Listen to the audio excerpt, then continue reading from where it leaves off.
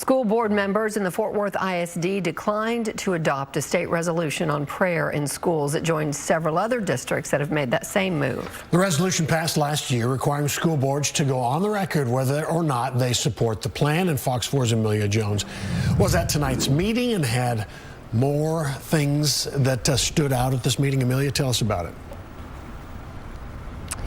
Hi there, Heather and Steve. In a 7-1 vote tonight, the Fort Worth ISD School Board chose not to adopt the Senate Bill 11 prayer policy.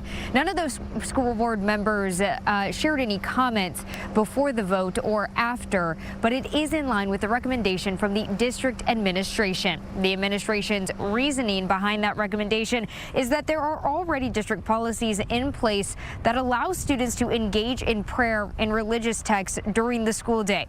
Senate Bill 11 calls for school districts to create a designated prayer time during the day. However, parents would have to sign consent forms for their student to participate.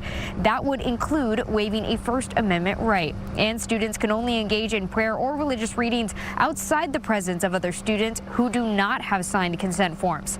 The bill requires Texas school boards to make a decision on whether or not to adopt the policy by March 1st. Those who spoke at tonight's school board meeting urged the board to vote against it, citing concerns about logistics, current policy, and division among students. What issue is this law trying to remedy? Students already have a voluntary right to pray and to read religious literature on their own. Injecting the school into this mix will just cause difficulty and confusion. It creates social pressure and exclusion for those who wish to opt out. Grapevine Colleyville ISD took up the topic at its school board meeting Monday night. The district has a similar policy already in place like Fort Worth.